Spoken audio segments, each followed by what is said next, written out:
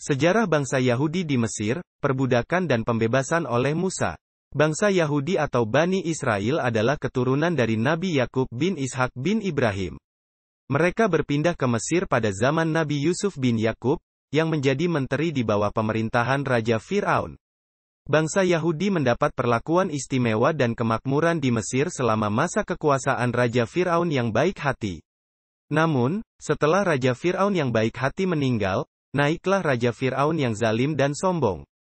Raja Fir'aun yang zalim ini merasa takut akan kekuatan dan jumlah bangsa Yahudi yang semakin bertambah. Ia khawatir bahwa bangsa Yahudi akan memberontak atau bergabung dengan musuh-musuhnya. Oleh karena itu, ia memerintahkan untuk menindas dan memperbudak bangsa Yahudi. Ia juga memerintahkan untuk membunuh semua bayi laki-laki yang lahir dari bangsa Yahudi, dan hanya membiarkan bayi perempuan hidup. Di tengah-tengah penderitaan bangsa Yahudi, Allah mengutus Nabi Musa untuk menyelamatkan mereka dari kezaliman Raja Fir'aun. Nabi Musa adalah salah satu dari bayi laki-laki yang selamat dari pembantaian Raja Fir'aun, karena ibunya mendapat ilham dari Allah untuk meletakkan bayinya dalam peti dan menghanyutkannya di Sungai Nil. Peti itu kemudian ditemukan oleh istri Raja Fir'aun, yang mengasihani bayi itu dan mengangkatnya sebagai anaknya. Nabi Musa tumbuh menjadi seorang pemuda yang berani dan berakhlak mulia. Suatu hari, ia melihat seorang lelaki dari bangsa Yahudi sedang dipukuli oleh seorang lelaki dari bangsa Mesir. Nabi Musa membela lelaki Yahudi itu dan tanpa sengaja membunuh lelaki Mesir itu dengan satu pukulan. Karena takut akan hukuman Raja Fir'aun, Nabi Musa melarikan diri dari Mesir dan menuju ke tanah Madian.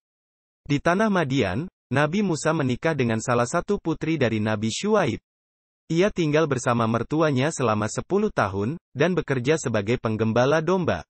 Suatu hari, ketika ia sedang menggembala domba di Gunung Tur, ia melihat api berkobar di sebuah pohon yang tidak hangus terbakar. Ketika ia mendekati pohon itu, ia mendengar suara Allah yang memanggilnya dan memberinya wahyu.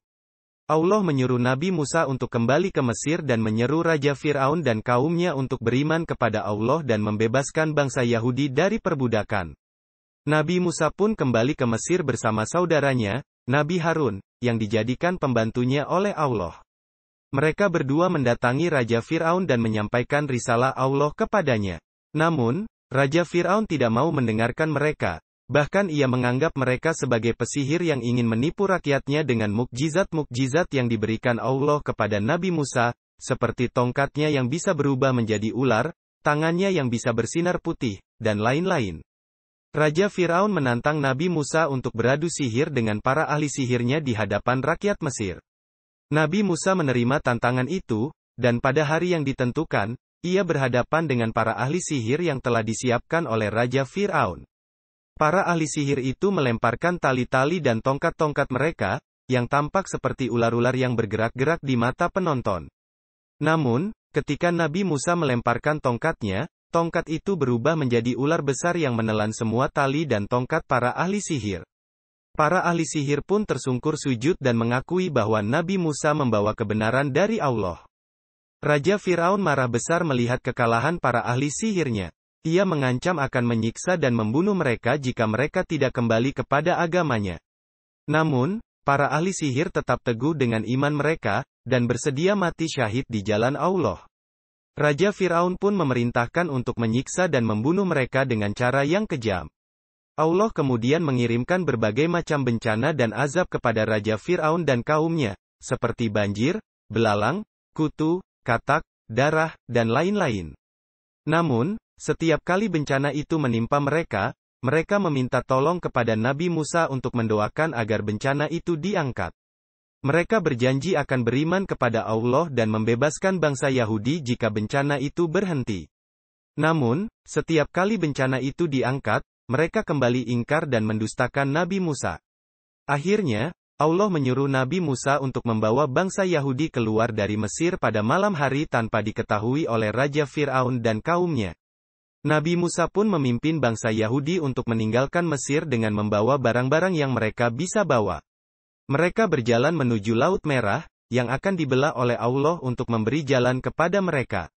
Ketika Raja Fir'aun mengetahui bahwa bangsa Yahudi telah melarikan diri dari perbudakannya, ia marah dan mengejar mereka dengan pasukan dan keretanya yang besar.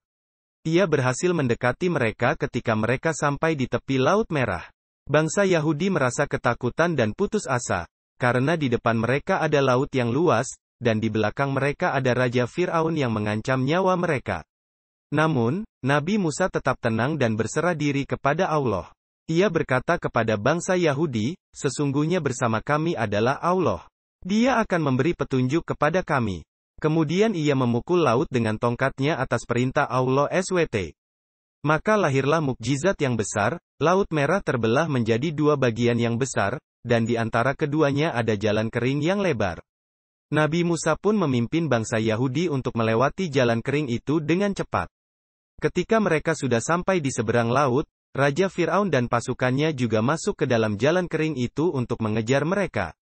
Namun, ketika mereka berada di tengah-tengah laut, Allah menutup kembali laut itu sehingga Raja Fir'aun dan pasukannya tenggelam dan binasa. Allah menyelamatkan Nabi Musa dan bangsa Yahudi dari kezaliman Raja Fir'aun dengan mukjizat-mukjizatnya. Mereka pun bersyukur kepada Allah atas nikmatnya. Mereka juga menyaksikan kekuasaan dan keadilan Allah atas orang-orang yang sombong dan zalim. Ini adalah sejarah bangsa Yahudi di Mesir, perbudakan dan pembebasan oleh Musa.